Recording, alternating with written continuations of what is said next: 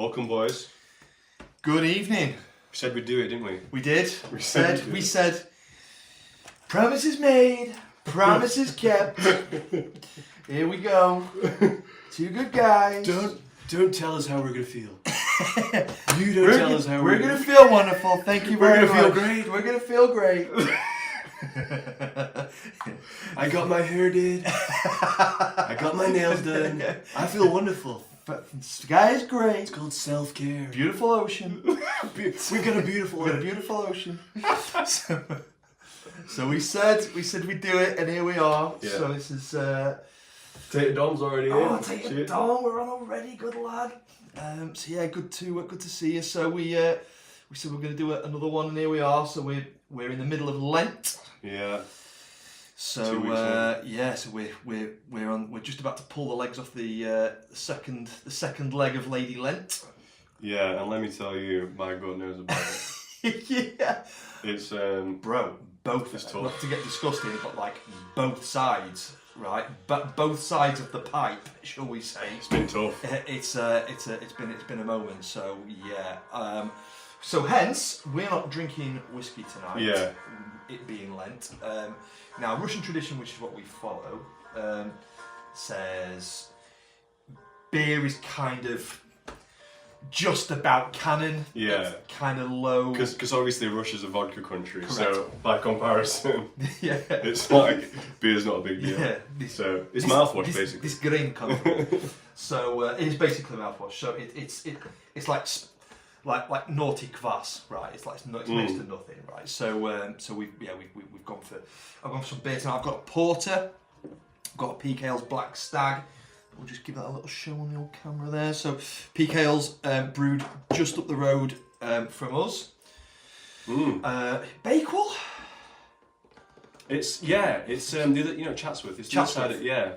So that's literally like the end of It's like Chatsworth Road. Baslow. Yeah. So maybe like 5-10 minutes away, just up the road. So that's a local ale. So we've gone local tonight.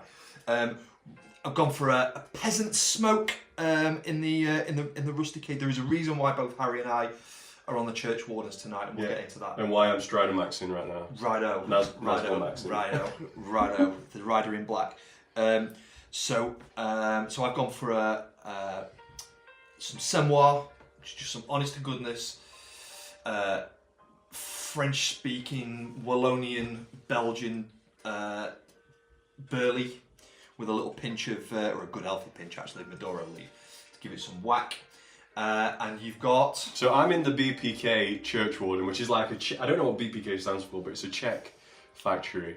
They kind of make these like budget pipes, and this was like the first, the only church warden that I got actually, just to kind of test it out. Nice shape though. Yeah, it is a nice shape, and I stuck with it. So so I've got the BPK sort of like bent apple church warden, and I'm going in with what I've been smoking for like the last probably close to a year, which is doing a job. Yeah, Maduro leaf and burley flake. There is something quite magical about the mix, the blending of burley and Maduro. Yeah, it's undeniable. So, yeah, did we have anything to discuss before we got into the? No, so we're talking about Lent, and I've made a reference to Lady Lent. So anybody that's not aware of the Lady Lent thing, I only really found out about it this year from my barber, and that is that Lent. Obviously, it's 7 weeks long, and so in a lot of the Orthodox countries, like the traditional sort of Orthodox heartlands, Greece, Romania, Russia, Balkans. They have this thing called Lady Lent, which is like it's not an icon because it's a bit like you're effectively defacing it, but it's like a poster that they put up of a lady with 7 legs. Yeah. And you pull a leg off each week as you kind of get through, because at the end of each week, even during Lent, Sunday is still the resurrection. So it's like once you've kind of got there, it's like, okay, I'll take the leg off. It's like the resurrection. Matuska showed it to me. Yeah. Some weeks ago. Yeah.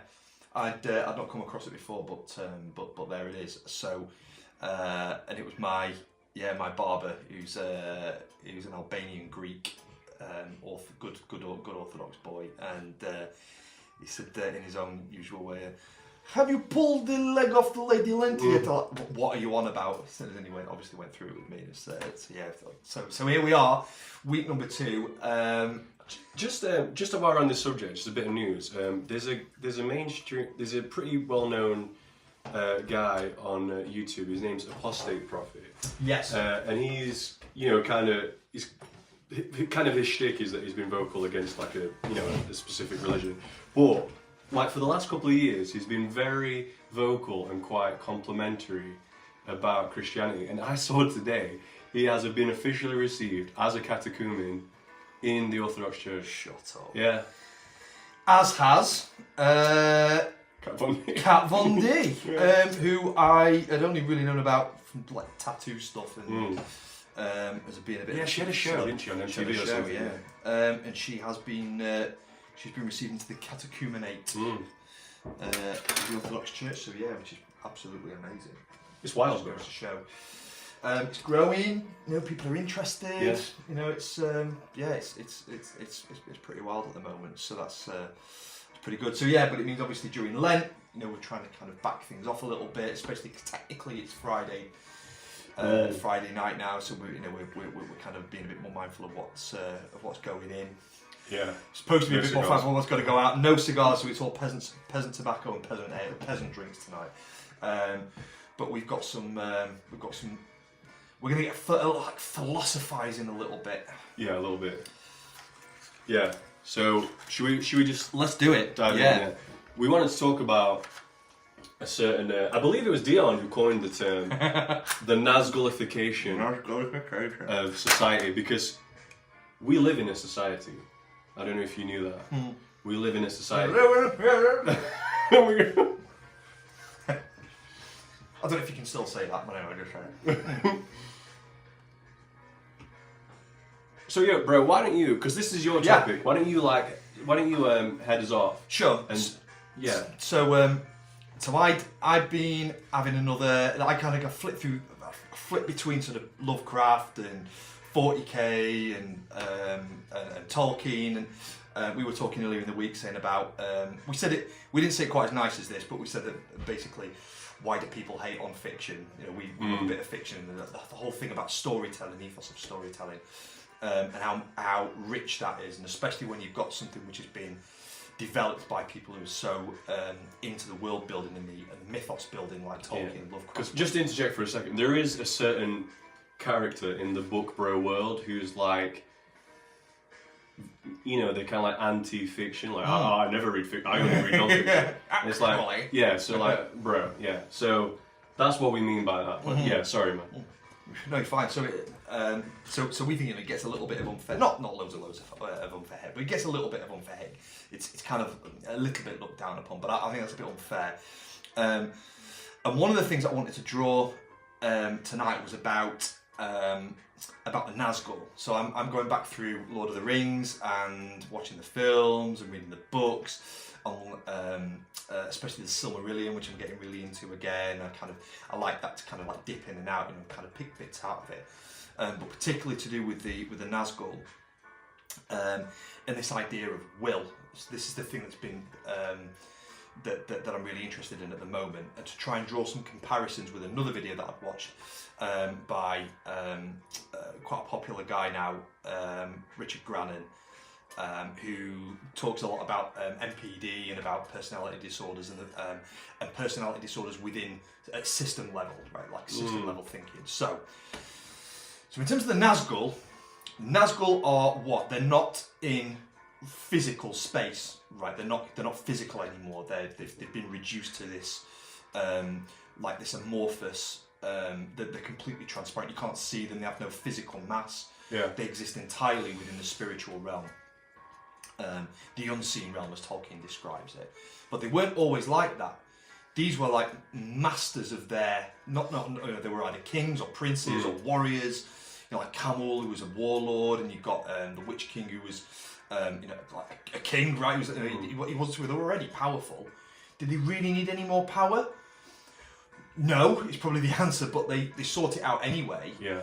But that in trying to draw more power, they got themselves into this situation where where Sauron, as a force, if you like, Sauron's an interesting one because he wasn't like his master Morgoth. Morgoth being a force for chaos. He wasn't okay. He wasn't an order. He wasn't about chaos. He was about order, like tyrannical order.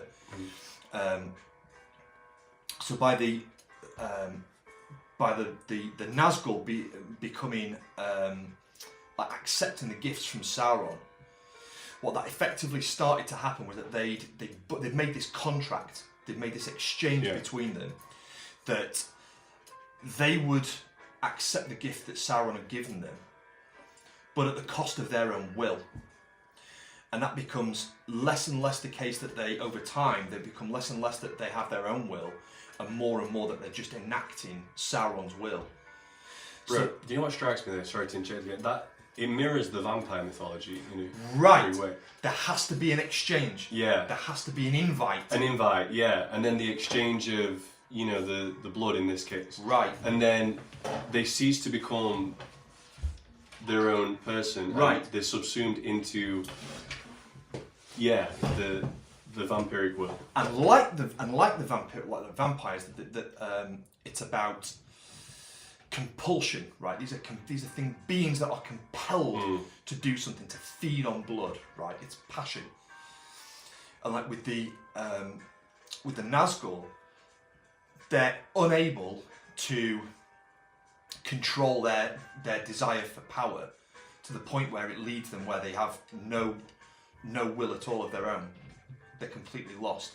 And not only do they not then have any mental power and capacity, they cease to exist as things. They stop existing in the physical realm and become more and more these empty, vacuous beings.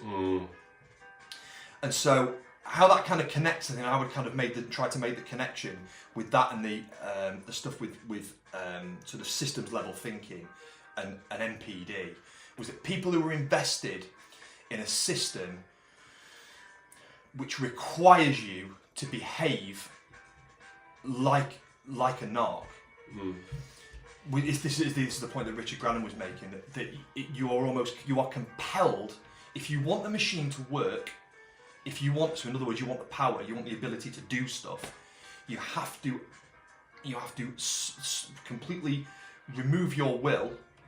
Like, if I was your boss and wanted to make you do something that I knew was going to be bad for you and knew that was going to hurt you and would harm you, but I needed to do it to make the machine work, my own will to protect you as an individual goes, and that I'm compelled to make the machine work and injuring you in the process. Yeah. Why? To gain a little bit of power, a little bit of respect, a little bit of, he's done as he's told. He's a good guy, following orders, good guy. And so these two sort of things, I think that it's a real warning that Tolkien gives us about the control of passions, and particularly about like the seeking out of power. We live in a period where basically it's where this idea of control, whether that comes through social media or from TikTok or from socialization or from legacy media, that there's an element of control of will, and that having the ability to control your passions and control what comes in, that's a very liberating and powerful thing. And you mentioned some stuff about St. Augustine. Yeah, so St. Augustine, it was like, he had this model for, and, as Orthodox, we're not huge Augustine bros, but... Blessed Augustine, not St. Augustine, but yeah. But he is Orthodox, but, there was just some kind of things that we didn't line up on. But, so there was a quote that I took down from him. But basically, I think it was from his work, City of God, where he had this idea of like the city of man and the city of God. Well, basically, the idea is that true free. So we tend to think as modern people that what liberty is the ability to do whatever we want in the moment. So I want to eat this. I want to do that, I want to see this thing, I want to experience this, and as long as I have the liberty to do that, I'm free. But, so what St. Augustine said is that you have made us for yourself, O Lord, and our heart is restless until it rests in you. So, as long as we're looking for like something outside, as long as we're like giving our will and attention to other things, it's ultimately going to lead us astray. And true freedom is actually submission to the divine will. Because it's only when we're submitted to the divine will that we're free from the passions. Because you think, basically, if you remove God as your, if you remove your loyalty to God and your submission to God, you're not just a free agent. Right. You become a slave to something else. And I'll put the mirror image of that, right? Did Sauron love the Nazgul? No. No, he didn't. It wasn't an act of love. No. It was an act of domination, Yeah, domineering. yeah. It was enslavement. It was to make them do what he wanted to be done. Not what he wanted them to do. He wanted stuff being done, and he saw them as being agents of his will. Yeah. That's the complete antithesis of the gift that Adam is given by God in the Garden of Eden, where he's told, you can choose. You can choose. Yeah. You can choose what you want to do. Because I love you. I love you so much that I'll give you the freedom to turn your back on me. Yeah, the freedom even to reject me. And will allow it. Yeah. Won't make him make the right choice. It'll allow him to make that choice himself. Yeah. Yeah, that's powerful. And another thing that I wanted to point out is that, something you said just then actually it kind of struck me. Like you were saying that the more that they gave their will over to Sauron, the less they embodied physical space until the point they were raised. And bro, I think more and more people are moving away from the material physical world, engaging with people in space, and we're just kind of being sucked into 100%. Yeah. Like I saw, I was driving back home from work, and there was a little girl. I'm not calling people out because I look at it. Parenting's tough. Both got kids. It's a hard gig. I'm not calling anybody out, but it was something that was quite sad. A little bit like this girl had got this woman had got a little girl, and she was walking her by the hand. The little girl had got some Beats headphones on, and the mum was just walking, looking at her phone. I'm like, oh man. I just found it really sad. I'm like, both of these people, I'm assuming it was a mum, and I was assuming that, but okay, so assumptions are made, but you see it a lot, people at a train station, they're all just kind of looking at their phone. You see it in restaurants. Everybody's just like, restaurant, take your head off. Yeah. Take your phone off. Take your head Take your head off. Take your head off. How are you doing? It was just sad, and like you said, there was no physical, material contact. It's all through. And I mentioned something we were messaging last night. It's all right, but we're in different places, so it's fine. But that we were saying about people unable to have a conversation, hold a conversation, and so we'll just do everything via phone, do everything via social media because it alleviates that necessity. Bro, and I was talking to my friend Paul about this recently. He was just saying how he spends most of his time alone, whether he's working or when he's off working, because he works a lot long hours. He doesn't have a lot of time to actually hang out with his friends. But he's like the phone provides the illusion of having connected. Right. Yeah. And it happens to me. Yeah. 100%. I know when I was really big into Twitter, as was, that if there was nothing going on and I put loads of, I'd be liking loads of stuff, or I was retweeting stuff, or I was trying to add people and reply. And when I didn't get anything from it, it was really demoralising. Yeah, I know what you mean. I felt bad. I felt lonely. But that's what it is. It is lonely. It is. It's not social. It's like screaming into the void. Yeah, it's the antithesis of social. Yeah. It's anti-social. It stands, by which I mean, like the Antichrist, it stands in the place of where social should stand. Yeah, bro. That's a great point. So, and all I can think now is were the Nazgul social? Did they kind of hang out? They're been a busy old day, haven't it? Did you ever get hold of that youth up in the Shire? No, I couldn't find him. I got told to clear off by some farmer. I'll sort him out later. but but like they're, they don't exist. They've got no material value, which is amazing for people who, when they were alive, because these were some of them, not all of them, were Númenorian. And Númenorians are called like princes and kings among men. Yeah. They were the men who were closer, both elves. ethnically to elves, both geographically and sort of spiritually, and to some extent a little bit ethnically as well. Yeah. That's why Aragorn's like long lived. Right. Doesn't actually grow a beard. Yeah. In the books, he's beardless like an elf. Yeah. Yeah. So it's a good point. So this thing about, and again, sort of making the comparison between Sauron, because we don't really see Sauron in the book. We don't really see Sauron in the books, in the film. But he does have, even in the books, he has a physical form. Yeah. But that all of his sort of activity is undertaken by people who are within his thrall, especially like Saruman. Saruman's kind of a different one, because he was seeking power, but wasn't seeking power through Sauron. He hadn't made a pact with Sauron. He wanted the ring for himself. They were kind of on a level. It was a different kind of power mentality, but he still behaved similarly to how the Nazgul behaved. His will was subsumed by the system. Yeah. Not like they say that like sin predates the devil, right? That sin has always been, sin has been in the world. The evil was in the world before the devil was the devil. Yeah. Okay, we've got Jim. Great to see you. Thanks for joining us. Listen to the conversation by phone. Well, that's it. Maybe so we're striking a blow. And this is kind of social. This is not the same. It's not the same. Damn it! It's not the same thing. We're okay. So yeah, good that you can join us. So yeah, I just thought it was like an interesting comparison, and also in terms of the Nazgul as well, like these disembodied voices. You said about like shouting into the void. It's like this. The voices come from nowhere. And in fact, that was always like really striking. I don't know if you saw the animation, the old animation of the Lord of the Rings. I haven't. So the way that they draw the Nazgul, they're not.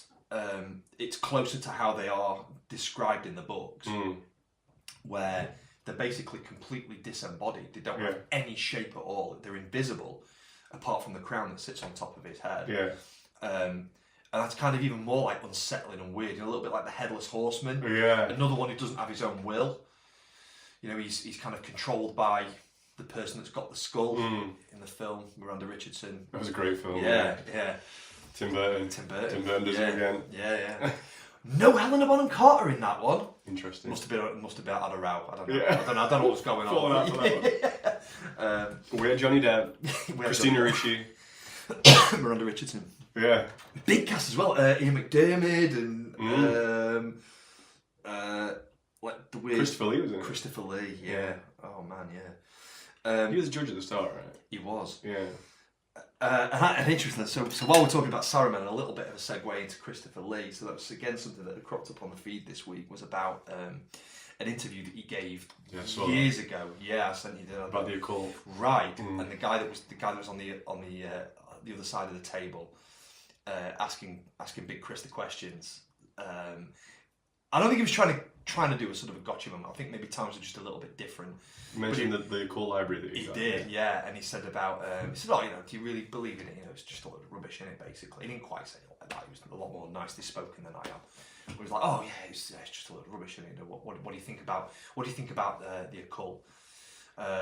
Is it just nonsense? Is it just fairy tales?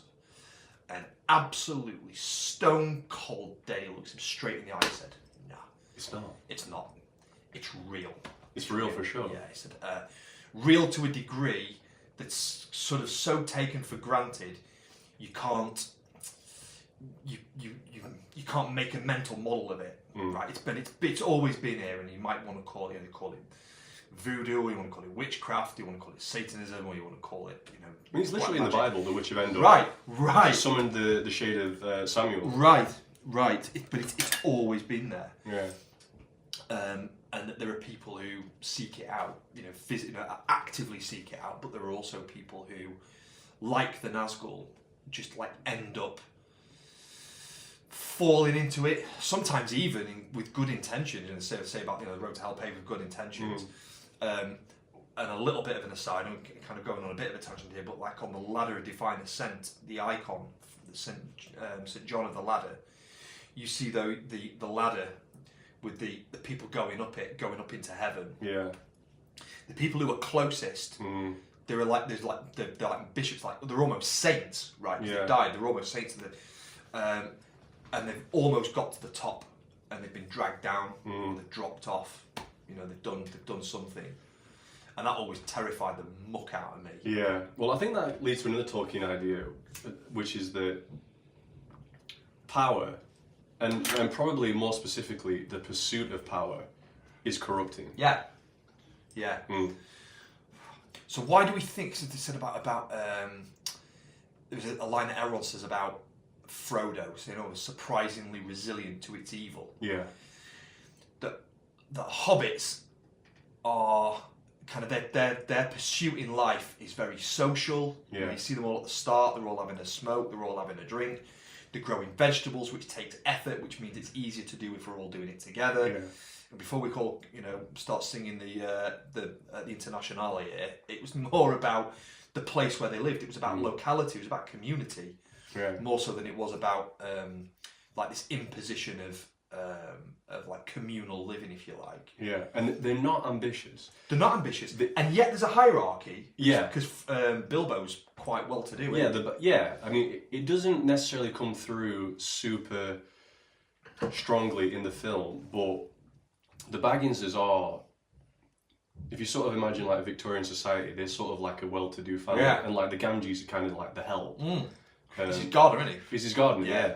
His dad was the gardener, and then he's the gardener. Yeah, and then what you see in the book is this kind of relationship of like loyalty from Sam, and kind of like love and care. The loyalty going up to Frodo, and kind of like the love and the care going down from Frodo, and that's the way that like the hierarchy should work. And like obviously the top of the hierarchy, like the king, and then God, yeah, well, that's a great point. Yeah.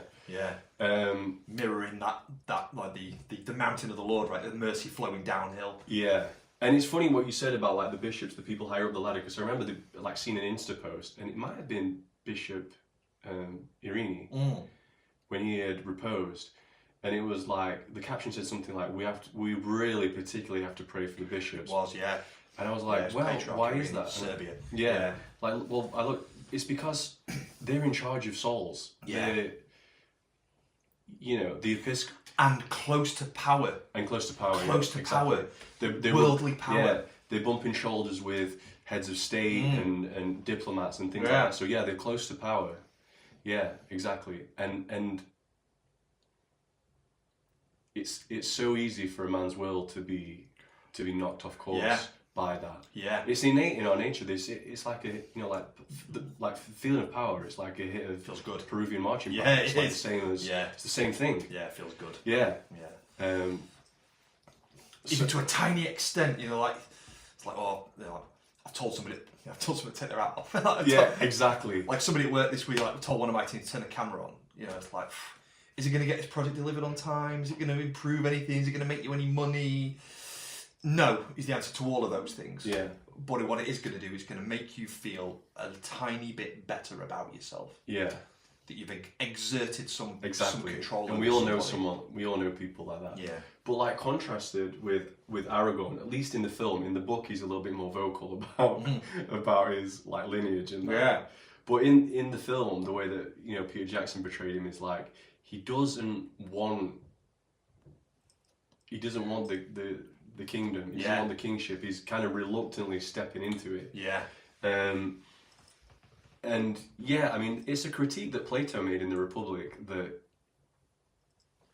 if you're going to put people into power who have put themselves forward to be in that position, that's the the major malfunction of the system. You know? And isn't that the case now? But we see the fruits of that Yeah. again and again and again. Yeah.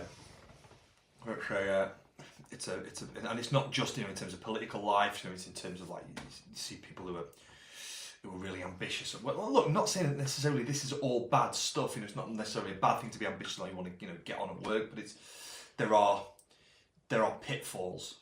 There are pitfalls and there are costs to pay. Yeah, and it's the same as anything. I think the key is that they need to be ordered and directed correctly in the place of the hierarchy, which should be centered towards the divine. Right. So it's like a common thing that Christianity is anti relations. It's not anti relations. It's pro relations in the correct context. Yeah. Because outside the correct context, it leads to all kinds of weird and oh man, it can ruin you. Yeah, and it ends up in ruin. Yeah, it can end up in ruin. Just like it ended up in ruin, like the pursuit of power. The satisfaction, the ultimate satisfaction of the passions, ended up in ruin for the Nazgul. Exactly. Yeah. And what's kind of weird as well, and again, this is kind of delving out of the canon and into a little bit of speculation. And I tried to find some of these, and I think they've been deleted off the YouTube feed, which is a shame because they were really good. Somebody had done like some like fan fiction backgrounds for the Nazgul, for the Nine, and where they'd come from, and even like some of the canonical references to like some of the letters and stuff and the talks that Tolkien had given. That some were Númenóreans, some were from Khand, some of them were from Rhûn. In the east, in Harad, they were all from all over the country, from all over the all over Middle Earth. So like it was something that had just developed all the way across them. That it didn't matter where they were living, the nature of the pursuit of power was the same. Yeah. Almost regardless of culture, of localized culture. Yeah, it's an endemic thing to the human thing. Bearded Kennesian. Great setting, fellas. I missed the pipes you're smoking. What are they? Both are looking nice. So you were yes. Yeah, bro. So mine, it's a BPK. I guess it's like a bent apple. So I was just saying it's a Czech pipe maker. I'm not really sure what BPK makes, but it was like I wanted to try a church warden, so I got this. It was probably like it was less than 30 quid. It was 20 something quid, and I just wanted to try out a church warden. So nice and cheap, pretty simple, but it's nice. It's a nice pipe. Yeah. Vulcanite stem. Nice stem, yeah. Nice on the teeth. Yeah. It's getting a little bit oxidised, but I don't mind that. I like that. It just shows it, doesn't it? Shows it's loved. Yeah, exactly. So I've gone for the big old chunk tonight. That's the Near Up church warden. Is it Near Up 01? I think it's the Near Up 01.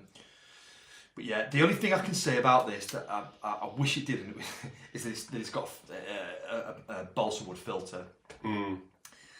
I've tried an adapter. It's not quite the same. It doesn't quite fit. I've not tried it with the beeswax yet. I might have another crack at that because it wasn't quite sealing very well. But I've tried it without a filter and it's rubbish. It's Swamp City. But when I've got the balsa wood filter in, it smokes really nicely. Bro, I gotta say, I've got a lot of Savinellis, right? And typically, I'll use an adapter. But, lads, here's a tip from Uncle Harry, right?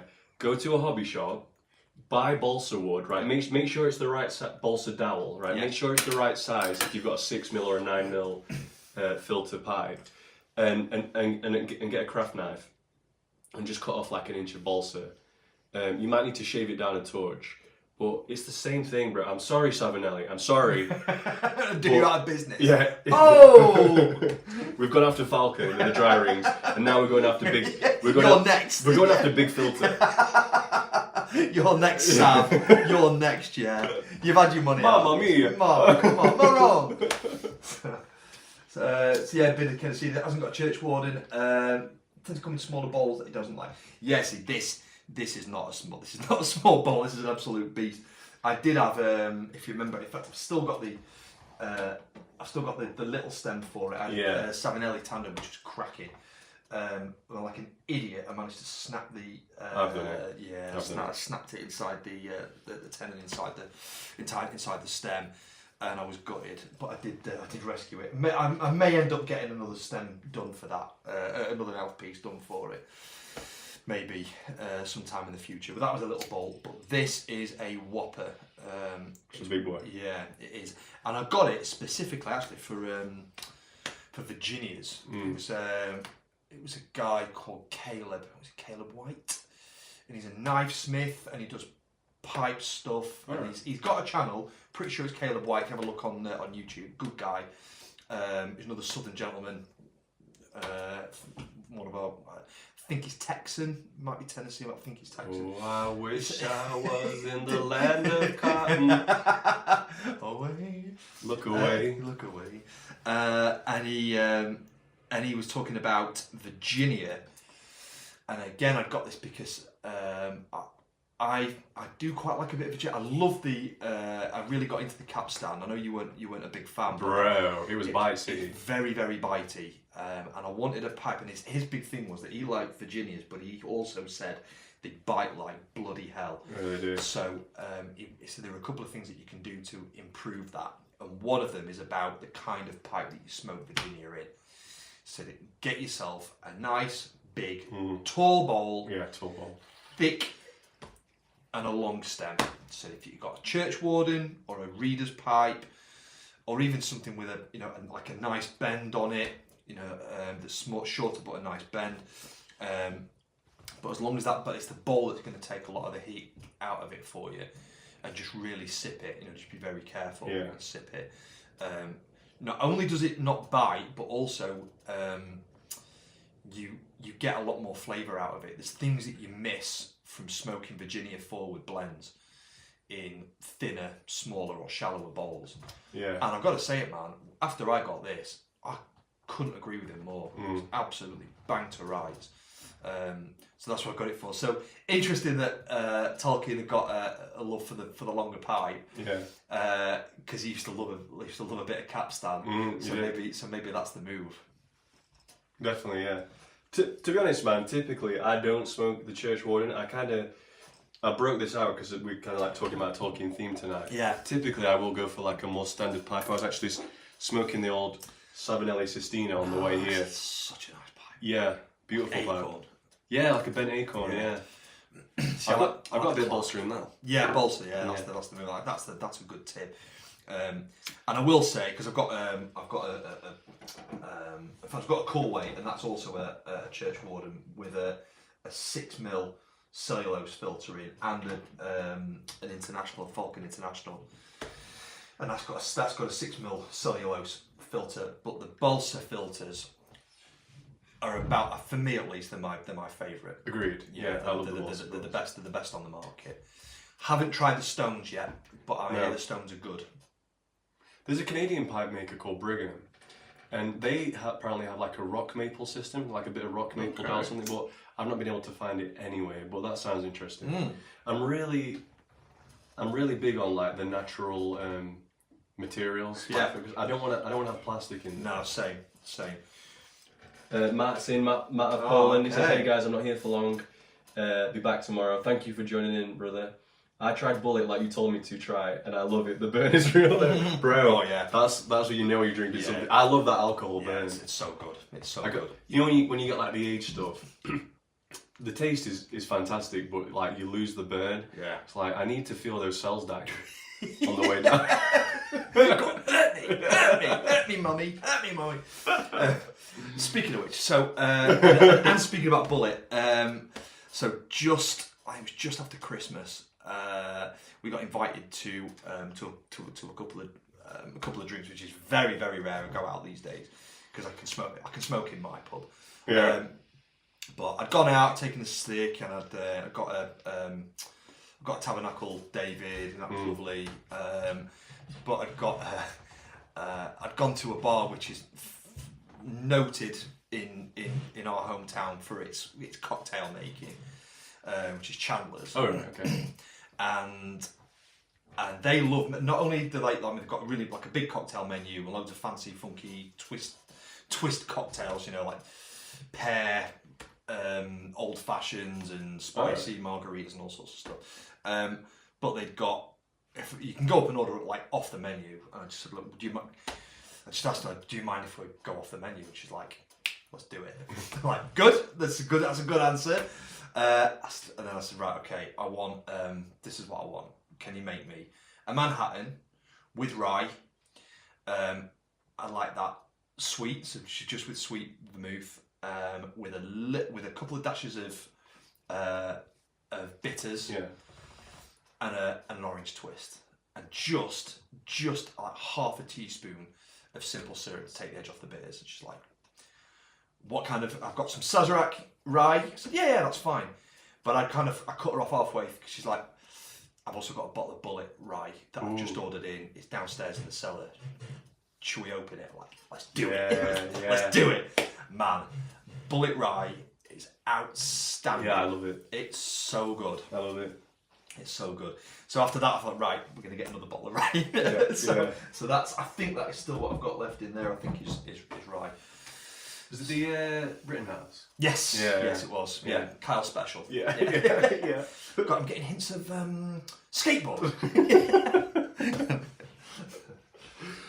Beer Tennessee again says heading to a pipe show. Oh, in Columbia, Tennessee tonight. Right. Perfect timing.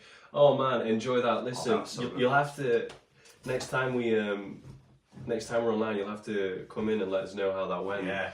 We have the odd pipe show, and they're normally in like Nottingham. But There's one at. Was the one at? I want to say Leek. Oh, really? Like, yeah, I think so. That's yeah, not far from Staffordshire. us. Yeah. It's like just kind of like in like south of the Peak District, in the south end, which is quite nice down there. Because they had a competition to fill a bowl up and basically keep it lit, right, and smoke it without relighting Yeah. it. And if you relight it, you lose. Which I always kind of think is a bit of a swizz. It depends what you're smoking. Oh, right? huge, yeah. And I quite like relighting sometimes. Makes me feel like a big man. Feel like a big man. You're wearing big boy pants. Big boy pants. Big boy pants. Yeah, let us know how that goes, man. Definitely. But yeah, to get back to the topic, we were saying that, yeah, the antidote for the Nazgullification. 'Cause, I mean, you know, like if you want to see a ring wraith, you can find them. If you want to see a wraith, go to any major city. Yeah. After night, and just take a walk. Yeah. You will bump into wraiths. Yeah. Happened to me the other day. It's frightening. You can find them, and you know, it might be because of, you know, Los Narcoticos. I'm just trying to skirt YouTube's. Yeah. You know, The chemicals. Yeah. Like, fans of chemistry. Yeah. Chemistry advocates. La Química, stuff like that, you know, or it might be. It's usually La Química, but it could be, you know, relational. Yeah. Anything like that, but you'll find it. Yeah. It doesn't take much. So the antidote to that is deification, theosis, through submission to the divine will, rather than being enslaved to our own passions. Because what we're effectively doing when we and you were talking, you mentioned a little bit about humility being a key part of it. And what's the first thing that they get you to when you go into especially like psychotherapy practices? Like the big breakthroughs happen when like this talking, right? It's broadly it's conversational, essentially. So what you're trying to get, or what the psychotherapist is trying to do, is to get the patient to open up to effectively what we would describe, at least in the church, as confession. Confess. Yeah, they're making a confession, because what they're doing is they're laying bare the skeletons in the closet, right? They're opening up the dark bits of the personhood of the soul. Yeah. And laying it bare to say, you're bringing it and saying, this is what I've done. You know, and you know, like I say to the kids when the kids have been naughty, like, tell me the truth. If you tell me the truth and tell me what you've done, I can help you. If you don't tell me, you tell fibs. Yeah. I can't help you. And so the thing with confessional is that we are, and especially in terms of will, when you say, "Oh, not my will," which is what St. Paul talks a lot about, but also what Christ says, you know, in the Gethsemane, exactly, not my will, but thine be done. And he's talking about that, you know, nevertheless, you know, never mind, you know, I don't really want to do this, you know, this is hard, this is a hard cup for me to drink from. Yeah. Never, you know, if it's your will, take it away from me. If not, then I'll do it. Yeah. And what he's doing there is he's giving us an example of doing exactly that, of subsuming the personal will to the will of God. To say effectively, I know what I'm saying. I know that I'm a fallen and broken being. That under my own steam, I'm gonna like F this up. So I'll do what you want me to do. You know, I'll do your, you know, you take control, you drive. And by doing that, it's alleviating any future problems that can arise from us thinking we're doing the right thing. Even if we've gone into it with the best of intentions and we think we're doing well, that the nature of sin, especially pride, you know, is so pernicious. Yeah. And and that we're so easily twisted and steered off course. Yeah. That by steering ourselves off course straight away and saying, I'm going to get this wrong, what do you want me to do? Yeah. It's freedom. It unlocks the handcuffs off us. Don't we have a word for that? It's called like kenosis or like Kenosis. self-emptying. Yeah.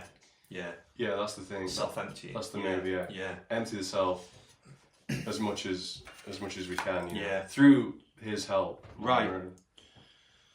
Yeah, exactly that. So it's and it's interesting because Tolkien was a big, obviously he was a staunch Catholic, but he wasn't a big fan. Like, him and his Bezzy, C.S. Lewis, right, big friends, but he was not particularly complimentary about C.S. Lewis's writings at times. Not all the time. Well, he didn't like the straight. And he doesn't like allegory. No. But yet, the elements of the Christian story are told really strongly through Tolkien's work. Yeah, and I mean, what's kind of really cool about the Lord of the Rings is that it's the Christian story kind of told through pagan language. Yeah. In a way. Yeah. Yeah, and almost like kind of, you know, when they talk about the mythos, like the Cthulhu mythos, and like the Lovecraftian mythos and the Tolkien mythos, these are almost like kind of stories that they could almost be like stories that are told around the campfire. Yeah. You know, from the, you know, or in the drinking halls in Edoras, or you know, or in, you know, in the towers in Minas Tirith.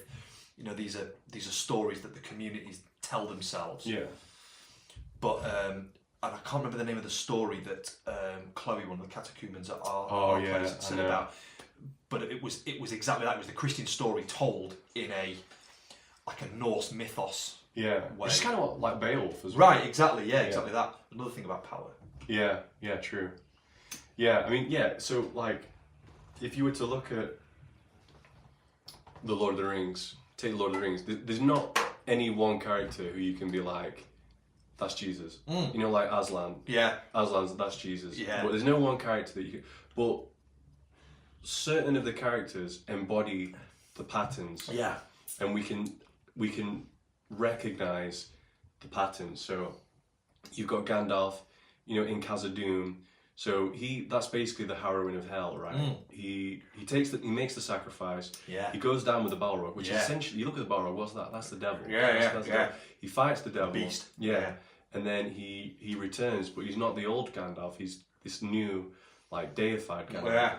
And you've got Aragorn, who's like, you know, from the long line of kings. Yeah. Who is in a lowly state, but he comes into his kingdom. You've got Frodo, who's carrying the ring, which is, you know, like the sin of the world, basically. It's the cross. Yeah. He's carrying it, and he makes the sacrifice in the end. Yeah. So it's more about the patterns for Tolkien. It's more about the patterns of reality, the patterns of being that are enshrined in the Christian story. Yeah, like the elements of the story told in different ways and from different perspectives. Yeah. Which is interesting as well about the that often happens. I remember Archimandrite Philip, who's also got a channel on YouTube. Well worth checking out. Really interesting guy. We both know him quite well. and he was talking to me last time I went down to his parish, and he was talking about the Book of Acts. All right. And he said to me about, it's like the Book of Acts is like never ending. It's like we're living the Book of Acts now. It's like Right. these are the books of this. We're not saints, but we're called to be saints. So this is the book of your Acts. So what was your Book of Acts? You know, how did you become Orthodox? How did you find God? How did how did that journey go? And it's not the end of the journey; it's the start of the journey. Right? You were blown off course. You came into the church, and now what? Now this is your Book of Acts. And That's just great. like with Saint Peter, when you look at Peter in the Gospels, I've said to you this before about Peter in the Gospels is like not an analogy, but he's a symbol for us, right? You know, he stands in the place where we stand. You know, a bit thick. You know, he says the wrong thing. You know, he's not bad. He's not a bad guy. He's a great guy, but he's a great guy, Beautiful guy. beautiful guy, Wonderful guy. You're gonna love him. Great heck of a fisherman. Okay, except he isn't. He's rubbish, and he ends up having to say, "Oh, 3 minutes on the other side. Come on, that's where all the fish are." Yeah. But he gets stuff wrong. You know, he tries to exorcise a demon. He can't do it. He has to get Christ to do it for him, and he says, "Oh, Daddy." Dad, can't do it." And so Christ, and at times like Christ really rips into him. Right? big Not time. only everybody like kind of get behind me, Satan. When he says like, "Oh, you're not going to die." No. It's like, get behind me, Satan. But like there's other ones where he said about he asked him about so did I not tell you about the leaven? Beware of the leaven of the Pharisees. It's like, oh, he's talking about bread. Yeah. What are we doing here, lads? Are you thick or It's a what? bakery talk. It's a bakery. There's a few times, there's at least one time, I think there's a couple where Jesus is like, thick or something. It's like, how long have I got to put up with you guys? Come on. You're not getting it. And you compare Peter in the Gospels to St. Peter in the Book of Acts. Bro, yeah. And it's Night and day. completely different. You know, and he goes through that self-emptying process. So his self-emptying, his kenosis is weeping after he realizes, bitterly weeps. Doesn't say cries a bit. He's a bit upset. Bitterly weeps. Bro, yeah. Nasty burning tears. You know, beats his brow after. It's after that fishing trip, right? Right. And yeah, and he's like, Jesus like undoes the 3 denials that he did. Yeah. By saying like, "Do you love me?" And he's Yeah. like, "Yeah, you know I do." And he's like, "Oh man, that hits so hard." Yeah. Agape. Yeah. Yeah, and you can't say it. But also, you know, when he after Pentecost, when Christ obviously gone back up,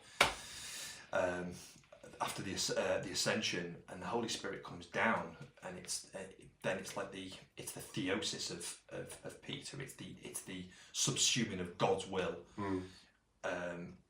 above his own. Him putting God's will above his own, and then you see the difference in him. He casts out demons. He resurrects people. Tabitha, so my mum's patron saint. There's a record of him. I mean, he absolutely lays into the Pharisees, goes to the temple, and absolutely rips them to pieces. This is a guy who's not particularly bright, as he's painted not particularly bright in the Gospels. Absolutely tearing apart these lawyers and smart guys. He's a real smart guy. Yeah, you're a smart guy. Tears them to pieces. Thousands of people baptized in a day. You know, 10,000 a day. Like crazy story. Accounts of people being baptized, and it's that's the Christ story told in one of his disciples. Yeah. And the same happens a little bit with Philip when he meets the eunuch, the Ethiopian, who I've forgotten. I can't remember the name. He is not named in the Bible necessarily, but he's named in the tradition, but I can't remember. But it's from the Tawhid Orthodox Church, and is so that's kind of like the Christian story from St. Philip's perspective, and again like all the stories of the saints. That story, that element, you know, that's why it's so amazing as an archetype. Why Tolkien didn't really feel the need to have to use an allegory. That story, that archetypal story, is in is in so many different. There's so many different examples of it. Yeah. So yeah, it's it's funny because like you see on the kind of comment sections like, oh no, it wasn't a Christian story. Like, well, no, it's not, but it is. It's not a Christian story. It's not the Christian story. Yeah. It's the story of Christ, told through different examples. Yeah, and that just speaks to the power of it. Like, even when people aren't explicitly writing Christian stories, they still can't avoid the pattern. Yeah. Because it's like being a fish in water. You just stop seeing the water at a certain point. Right. But it's what you've lived in. It's what you've been molded by. Mm-hmm. Yeah. So yeah, you see, I was literally having this conversation last night. You see in Star Wars, Harry Potter, when Rocky's, he's getting the crap beat out of him, and he gets back up. Yeah. Up the stairs. Yeah, exactly. Yeah. It's mad. Yeah. It's really, and once you see the pattern, Lion King, you can't unsee it. Yeah. Yeah. Wow. BK says, I've seen the Tolkien movies, but I haven't read the books. I'm a reader too. How good are they, and where should I start? I need to buy his biography. I've heard about him, but nothing else. Yeah, so man, I would probably start with Lord of the Rings. I mean, The Hobbit is a good read, but it's more for children. I read it as a kid, loved it. As a kid, I tried to read Lord of the Rings, but it was the language and the themes were a bit more, I guess, what's the word, mature? Yeah. For me, but I got back to it as an older, probably a teenager, and read it again. So as an adult, I would start with Lord of the Rings, definitely, yeah. And they're well worth the read. Yeah, well worth the read, yeah. Look, there's no hate at all here from me for the Peter Jackson movies, because no. For what he had to cut out, I think he nailed it. He did, yeah. I mean, like, how do you make like such a massive, dense body of work fit into even into three, even the extended editions? You have to cut a significant amount of stuff out. Even with like a 2-hour film or an hour and a half film, there's loads of stuff that ends up on the cutting room floor. Absolutely. I think he got the essence and the soul of the story. Yeah. Absolutely bang to rights. And I mean, those films stand up. Yeah, like, totally. And they still look good. They look fantastic. Even the CG, this is kind of coming back to a bit of the crapification of things. Like shrinkflation and crapflation. That things look worse now than they did like 20 years ago. Yeah, 20 odd years the ago. The CGI absolutely mogs anything that's coming out today. It does, it really does. Yeah, I mean, Smeagol. Yeah. Like even Weathertop. So like Weathertop was like a lot of that was CG. Not all of it. The base of it was, but the way they designed it all, a lot of it was CG. You couldn't tell. No, it looks so good. Yeah. So yeah, I think, but the stories themselves are just great. I mean, the books are fantastic. And what I like about it as well is like you can just read the books. You don't have to kind of go into all there's loads of lore in the back of them. And he's got like extra notes on stuff and explanations and annexes, appendices, and maps and things. Which are, if you want to get really into it, like there's some really cool stuff in there as well. And it's taken me a long time to start getting into the Silmarillion. It's a very different type of book. Yeah. It's not a story. No. It's lore. Yeah. But I love my 40k and I love lore stuff through that anyway. Yeah, it's dense. It is dense. Very dense. But you can dip in and out. Yeah. You can pick a bit of like a Calabeth if you just want to hear about the fall of Numenor. You don't. It's good if you can read it all. But it's not essential. You don't have to read it all. No. You'll get enough out of it to read that bit of it, or even the stuff of the Rings of Power. He's talking about how Sauron made the Rings of Power and where they kind of came from. It just dumps all over the Amazon flesh suit. Dumps it. Yeah, totally. Yeah. So I would recommend definitely that. And the other good thing as well now with like audiobooks is like you can like stick a bit on in the car, and you can. I know if they're not. I do prefer a paper book. Yeah. But especially with Silmarillion, if I have trouble getting to sleep sometimes, so it's nice to put a bit of an audiobook on and listen to it. And I'll just keep doing it, and I'll go back to it every so often. I can definitely recommend that as well. Absolutely. So let us know if you do get into it. Let us know, and let us know how you get on. BK says, which one starts off with the hobbits running through the field? The Hobbit, I think. I remember thinking Fellowship of the Ring, maybe. Fellowship, yeah. Yeah, that's the first Lord of the Rings one. And then BK says, I started it in middle school, never read enough for him to get across the field. Too descriptive. Yeah, I'll be honest, man. As much as I love the books, the beginning of the first book, Fellowship of the Ring, it's fairly dense. Yeah. And even I would say it's a bit of a slog at It times. is, it is. There's a lot of songs and poems and kind of backstory, but if you can get through it, man. Do you know what? That said, there are bits in Fellowship where, because it's different, it's not. He runs into. Is it Celeborn who he runs into in the forest? Who's the elf? They meet some elves in the forest. Yeah. Is it Yeah, maybe it's Celeborn. I think it might be Celeborn. And he kind of comes back, and obviously all the stuff with Tom Bombadil and the Barrow Whites, the Barrow Downs. Farmer Maggot. Yeah, Farmer Maggot, yeah. Yeah. So there are things in that but yeah, if you can get through that sort of first chunk of very descriptive stuff, because basically what he's trying to do is put you in the Shire. He's trying to give you but that's it's hundreds, not hundreds of pages, but it's dozens of pages to describe what you and I effectively live in. Yeah. It's like rural England. So it's I think if you can get past that bit, it is tough that, but yeah, if you can get through that, it does kick off. Yeah, big time. I think I'm doing a refill. Yeah.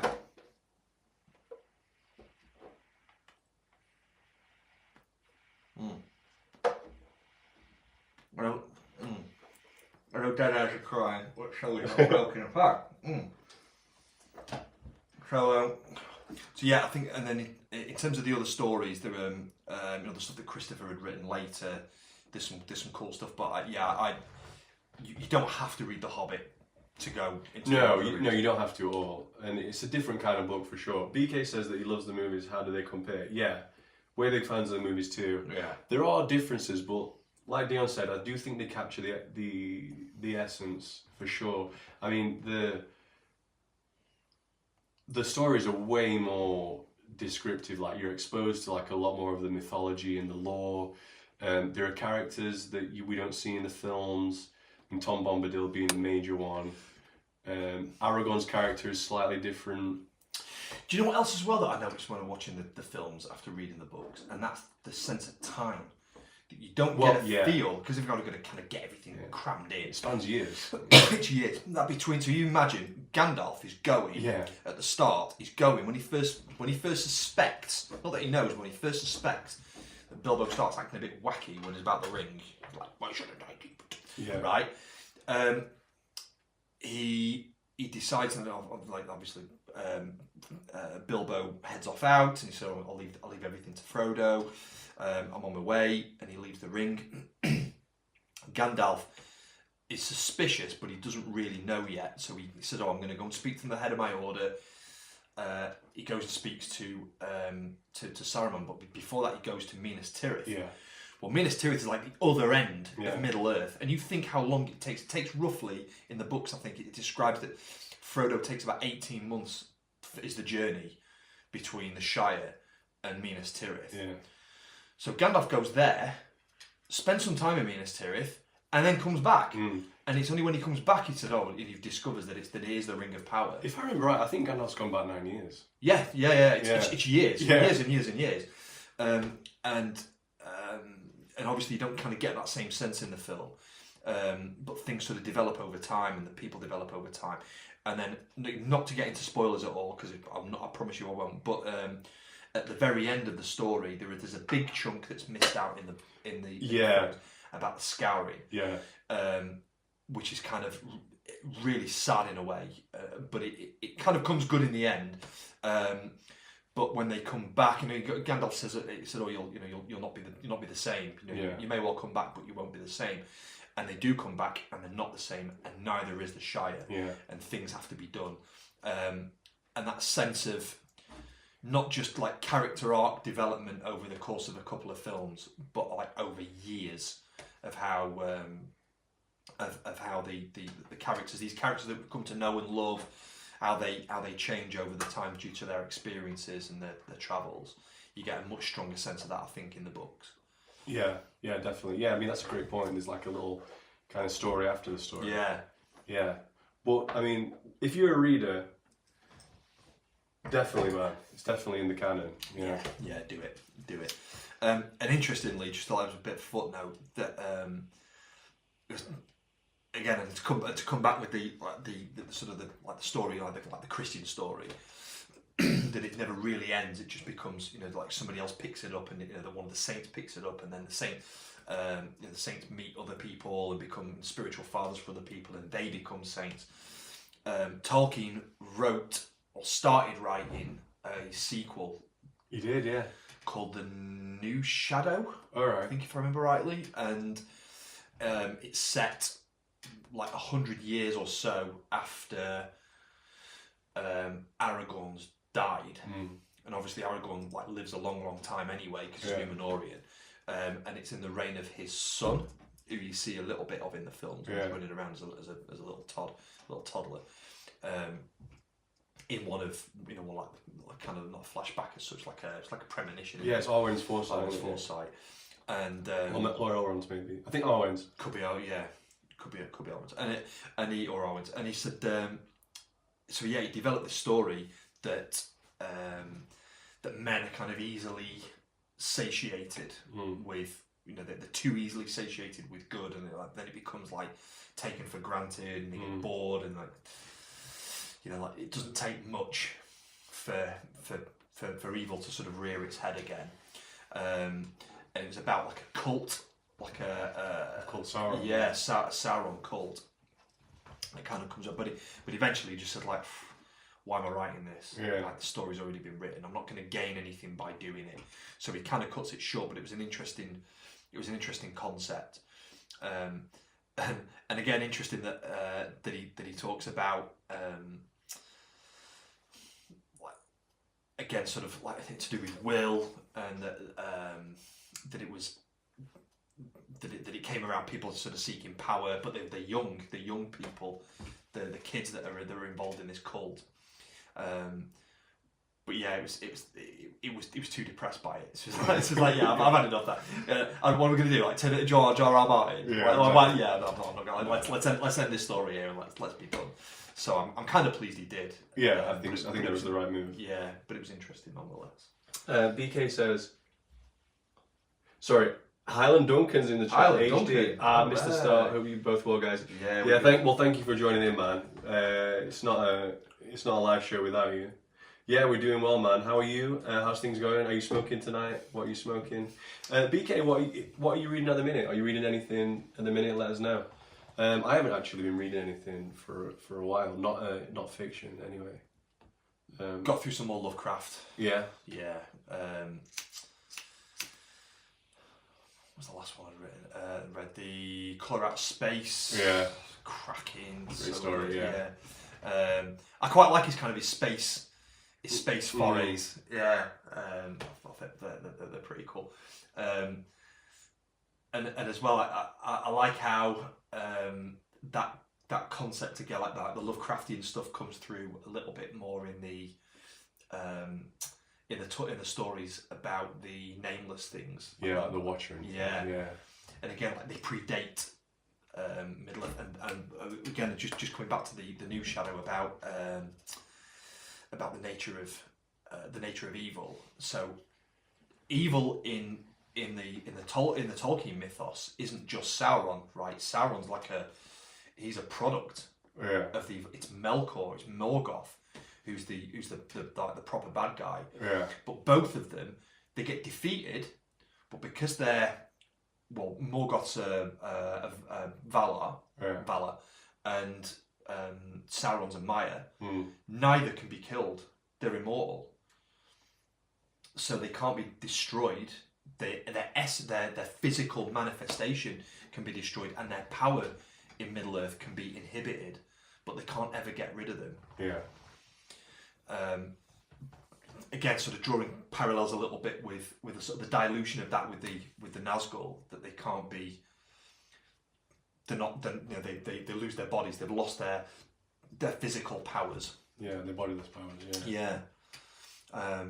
So which is why they kind of in the how he sort of rationalised it with the New Shadow that it, because you can't really get rid of the evil. It's always going to be there. It's just going to come out in something else. It's a self-seeding crop. It only takes the right kind of conditions, the right soil conditions and the right weather for it to grow again if it's left unchecked. But he decided, it's too depressing. I can't think about that. Like, no, the good guys win. Yeah. Which we know he does anyway. So literally smart move.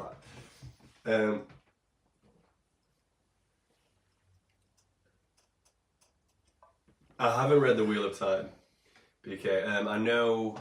I had someone recommend that to me a long time ago, actually, but I haven't read it. I know I think Amazon made a thing as well, didn't they? And I haven't seen that either. No. But, no, I haven't read it.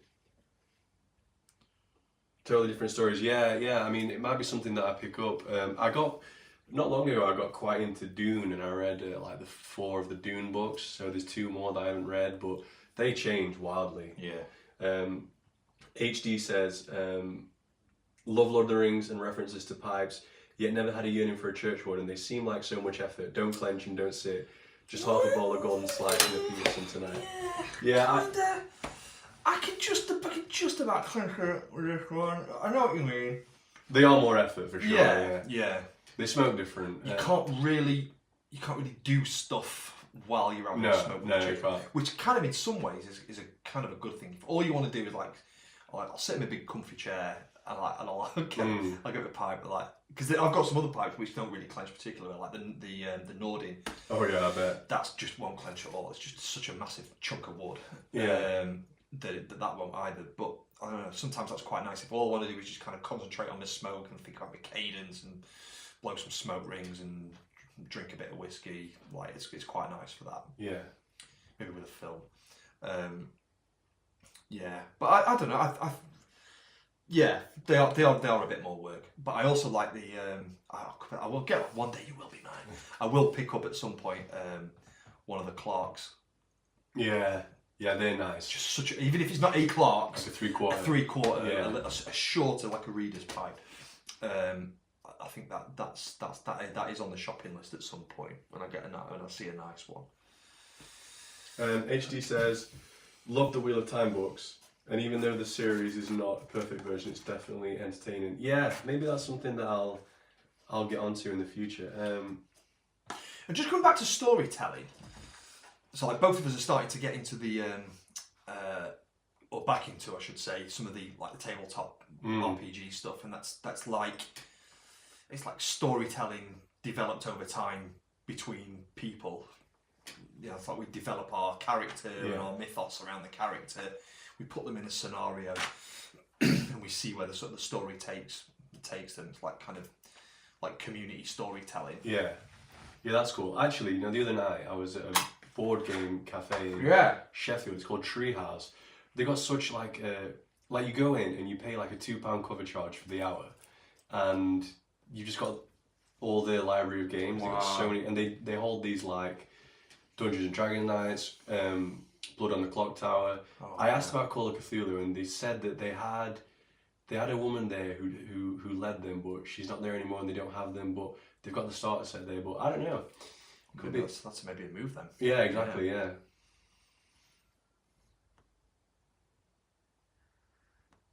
And I did on your recommendation pick up the Weirding Woods. Yeah, that's good for the kids. Yeah, that's good for the kids. Yeah, it's really good. But like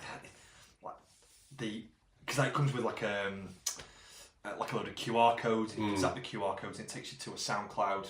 Yeah, the kids love those. Oh man, so good. And I got quite into those as well. Got my jacket on and got my pipe and a mug of beer. It's like, you have to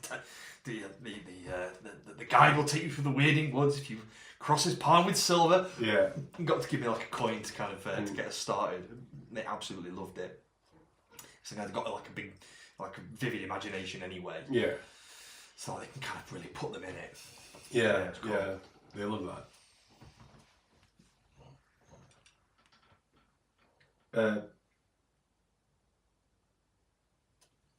HD says, heard you guys reference Lovecraft many times. May have to have a read. Any suggestions which to start with? Yeah, man. I mean, I would highly recommend Lovecraft. I mean, the most popular one, and it's not a long read, is Call of Cthulhu. So that's gonna really give you an idea of what you're getting into.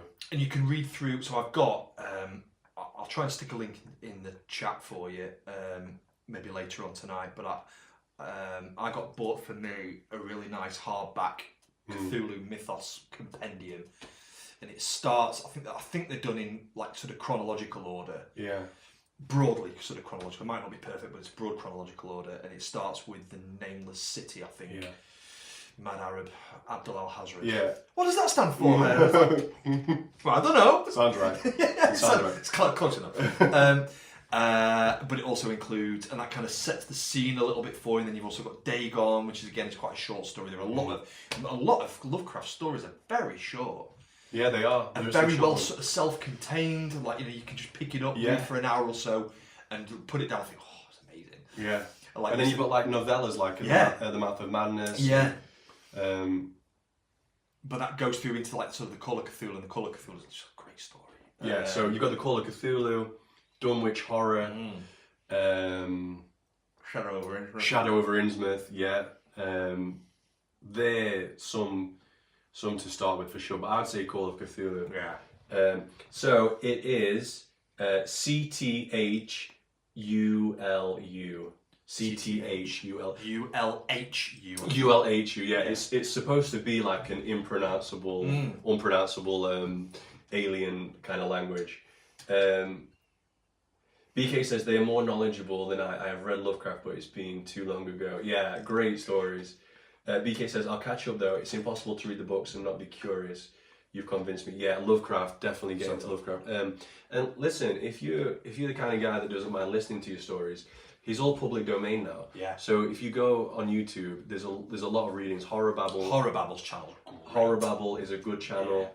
You can put a pipe on, you can get a bowl lit, you can get a drink, you can sit in your armchair, you can sit on the porch, you can sit on the back garden and just have a listen, and they're great.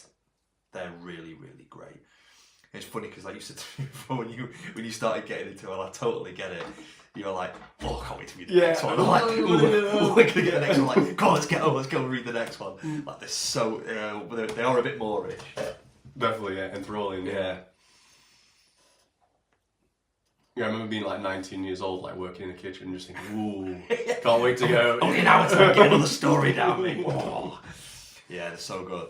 And I kind of see, I see love in a very different way, but he is to like horror, like body horror and space horror, what Tolkien is to fantasy. Like high fantasy, yeah, definitely. Very, very dense, very long, like mythos arcs, stories that kind of overlap and interact with each other. And they're both characters that come through along a journey. Yeah, and they're both kind of like the granddaddies of their respective genres. Yeah. And you will see, just like, there's really no fantasy without Tolkien. Like all fantasy kind of is derivative of Tolkien. Yeah. And in a similar way, all kind of horror, particularly like cosmic horror, is derivative of Lovecraft. It's inescapable. And you see it all like the kind of 40k stuff. I'll talk a little bit about that sometime.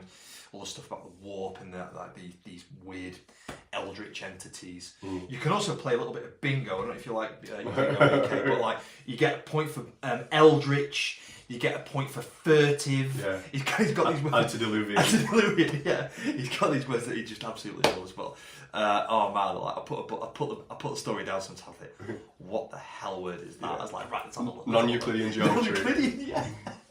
Yeah. Oh man, it's so good. Yeah, he's and again very descriptive, but because the stories are so short, and I kind of get the impression that he was like a bit of a like, come on guys, I've got stuff to do here. I've got people to rip into. They get a bit spicy. But it never ever feels like a drag reading any of Lovecraft stuff. No. It's straight to the point. Yeah. Like, and he's bang bang bang bang bang. And the sort of similar themes that kind of crop up. I'm thinking of stuff like in the Innsmouth, Shadow over Innsmouth, and the Dunwich Horror. It's like you'll start the story off and think, oh, that's a bit weird. Yeah. It's like, oh, he looks a bit weird, doesn't he? And like skip forward a few pages and like just the most mental thing starts happening. Yeah. How he sort of draws you into these stories, into these scenarios. Like, yeah, it could always be worse. Like, it could be like some like half-breed fish god deity that lives on Devil Reef. Yeah. Oh man, they're so good. They're so good. HD says, I'm a little stuck in the paper mode, so I'll find one. Yeah, I prefer paper. I prefer paper mode. Ah, you gotta have the paper. So good. Yeah, there's something quite nice about it. I think it was Chloe that I was talking to about a little bit about it, about the rush for physical media. Yeah. And again, this kind of comes a little bit back to like the Nazgul, like not being like physical Embodied, entities. yeah. It can be easily blown away. Yeah. It can be changed. It can be altered. It can be Yeah, and it is. censored. It can be deleted. It can be memory hold. Man, you can't beat a paper copy. You can't beat the DVDs. It's the move. Physical media. Yeah. I hear it a lot. I see it a lot in comments. If buying isn't owning, piracy isn't stealing. Yeah. There's a whole war going on over that at the minute, and some interesting points being made. So yeah, I'm a big fan of a nice, especially hardbacks. I quite like it. Yeah. My kids are quite clumsy, they're very light fingered, and they pick stuff up that's not theirs and they break stuff. So having a big hardback book, I think, you can't really beat it. Yeah. Something that I reread last month is not last month, a few months ago. The Old Man and the Sea by Hemingway. Oh yeah. I like Hemingway. Yeah. And I've got a mate on to reading The Old Man and the Sea. Yeah. Have you guys watched The House of David? No, I haven't. No. Have you heard of that? No, I haven't. No, I haven't. I'm guessing that's a biblical thing. Give us the QRD on that Yeah, one. yeah. Let us know what that's about. No, haven't seen that, man. No, I started re-watching some of the Fargo series. Oh yeah. Yeah. And again, they like there's like the storytelling aspect to that. Like, what could possibly go wrong? It's like everything. Yeah. Everything. There's like these goof offs that just can kind of get things wrong and then gets worse and worse. And there's like a big reckoning at the end. Some good performances turned in, but generally, I think I can't remember seeing series for a long time that I got so invested. Not since Game of Thrones. Really? I just it ruined me. I can't ever watch another series of anything thinking, are they just going to pull a Game of Thrones on me? Yeah. Am I just going to get to the end and just think, well, that's like 8 years of my life that I've invested, that there's just a complete waste of time. Right. It's so bad. And I think, well, at least if they're old stories and old stuff, and like they can't rewrite them now, they can't do anything else with them. It is what it is, and I can just enjoy them for what they are, which is such a shame. But I guess this is why my composition lecturer always told me, write the ending first. Yeah. Do the ending first. What Wagner did for all the Ring cycle. Yeah. He wrote the last one first, and performed them all like back to front.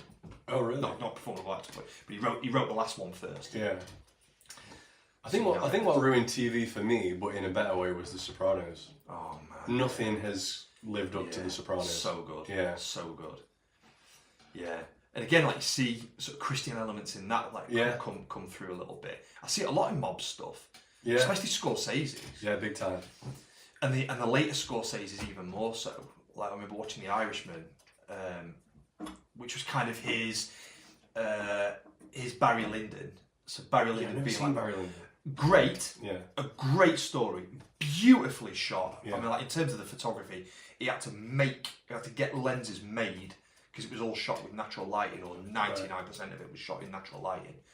So the lenses that he had to make, he got NASA, I think it was, to make him some lenses that were done for space photography. Right. That had got to take massive amounts of light in. They were like that. They were huge in diameter, these lenses.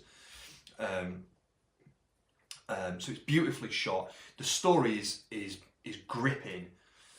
What's the premise? But it's very slow paced, and it's like a retrospective. It's the memoirs of an Irishman who's a bit of a rogue, a bit of a rascal. Yeah, he's kind of done some pretty bad things, and he ends up through fair means and foul becoming quite wealthy. All right. But then eventually sort of gets caught. There's like a reckoning at the end, again, no spoilers. Maybe we'll have to do one night, but it's a long story. It's 3 hours, Okay. and it's very slow paced. So it's similar to how The Irishman is. That's very sort of slow paced, and again, it's kind of retrospective, and it's looking back at an Irishman, right? Yeah. Who again has been a bit of a rogue, and he's kind of looking back over his life. But there were bits in that where, well, like Scorsese's, they're all getting on now, aren't they? Yeah. He's getting on. Yeah, Joe Pesci's and- getting yeah. on. De Niro's getting on. They're all getting a bit wacky and a bit old now. Some more wacky than others. Yeah.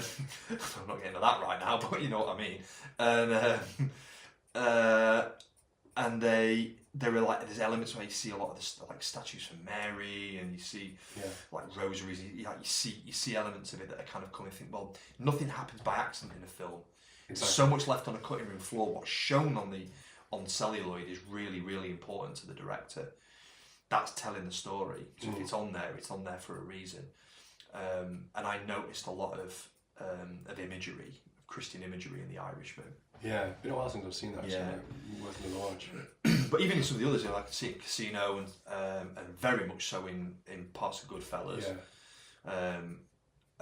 And not Scorsese, but in The Godfather as well. You see the parade. I'm showing you the other day of the parade where the like the Catholic. Would it have been the Annunciation or the Assumption? Right. Yeah, I don't remember. Could be the Assumption. The Repose of Mary. When he whacks Don Fanucci. Oh yeah, Yeah. In 2. Yeah. Yeah. On the roof. Right? Yeah. And again, when he goes back home, and he's kind of in the first one, and he's back in Corleone, and you see stuff in there. There's imagery. So yeah, I see it quite a lot in mob stuff. Yeah. And interesting because I hear it quite a bit from Mikey Francesi as well now. He's Oh really? He talks a fair bit about it. Interesting. Yeah. So yeah, okay. He's got time for supper. Oh, fantastic. Will he finish thinking the novels? No. No, I don't think so. No, I can't see it happening. He's a more portly gentleman than I am. He's richer than Elvis. Like he's got his little hat on, hasn't he? He's got his big beard. He's got his little hat, He's got his fancy specs. What does he care? I just don't think he's up for it. That's just my personal opinion. There's no shade being thrown here. I kind of get it, because if I were in the same situation, I thought, oh, do you know what? I'm old now. I'm bored. I'm fat. I'm tired, but I'm rich and I don't care. Right. I wondered whether he was thinking maybe the Chuckle Brothers thought they'd give it to them and like they'd finish it off. Whether somebody else was going to pick it up and finish it, whether or not he was just sold for time. Maybe to give him some credit, he just thought, well, I'm not in the, I can't. I'm in a bit of writer's block, but like a lot of writer's block. He's just looking for some inspiration to get it finished.